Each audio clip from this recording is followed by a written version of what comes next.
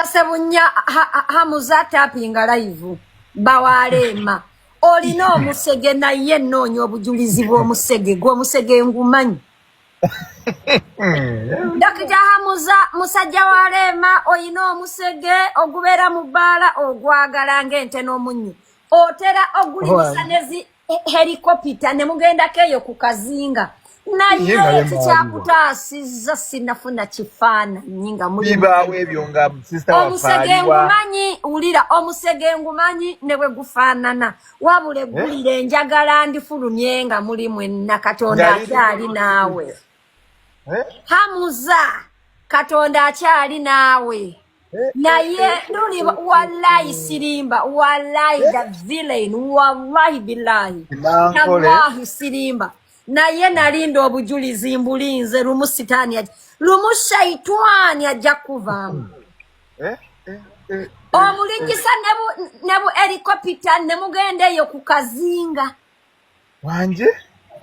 Dr. Hamuza Sebunya wallahi diale ate kati I promise you aka video bakafaananyi we nakalaba nenda kasuuza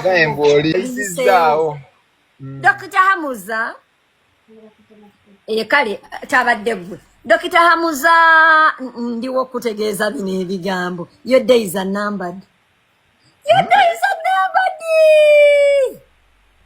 Olina omusege naye obujulizi omusege ngumanyi odiyo bazimpa nga banyinyonyola naye obuzibu nkyabuliddwa ekifaananyi nga muli mwenna genda kukifuna ate nja kifuna insha Allah. Dr. Hamuza nze sikumanye tomumanye sebya family tebinkwatako whatever it is naye badde nkusaba bambi toswaza mwana waffe toswaza mukazi. Do not embarrass the woman. Her career obulambwe bwonna yabuteeka online n'abuumuza n'amanya nti nfunye Hamuza.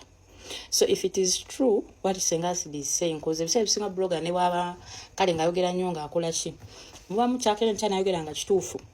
So bw'aba akulinako information nga naawe mutima gw'omuliri bw'ojja okimanyi ekituufu olina omuwala mugenda ne ku buzinga.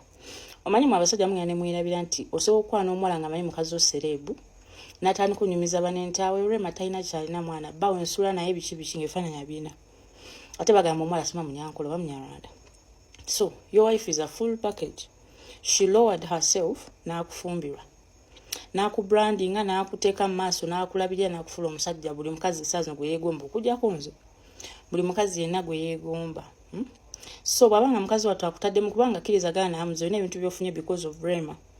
Olina w'otuuse in your life because of Rema, because Rema had friends. Okitegeera today olina brand z'otuuseeko because of that woman. So nze ng'omukazi munne nandisabye kubanga video engeri Sengasi gyalumiriza wadde yes mumuvuma but today she may be right. Hamuza mu bitiibwa byama bana abasajja mu abakazi mu bitiibwa bw'owasoma n'abaani nga mulungi nomanya nti takyalina waalaga nomanya nti kati muyina she cannot go because bambi asookerawo nga gamba brand yange sikyagala kuswala ngenda kene nkyanvayo mbagambe ni wano nnubye banjajinge of which wali ofa batagenda mujajinga because once your marriage is nga obufumbo buganye walk out bolaba nga biganye tambula mwembabulire like I support boys naye mulimu abamu naye mulimu embwa gyogenda ofumbirwa nga kituufu olina otambula. So me deep inside me n'ennaku zino engeri nze gye ndaba Hamuza ku mikolo abostinga nnyo. There is even a certain video gye ndaba Rema yali amuwajjuyise oba nga naye she was joking yali sarcastic n'amugamba nywa akadagala kagwemu. So the way the guy walked away nga so people have issues in their marriage. Nekyo bamanya Sengasidi ekyo kyokka kibayogedde kyataanudde ebintu bingi mu maka ga munno. So nandi kusabye ng'omuntu nti bw'oba olina obujulizi oba anything nga tonnaswaza muwala oyo nga tonnaba muswaza kale buweereze management ya Kenzo oba Kere nkyanoonya Namulondo anyone close to her because temanyi obamanyi obagambe nja Rema ayogere nange I have information. I know she will take time akubiri agambe okay you want to talk to me if you have evidence mugambe but do not expose her marriage.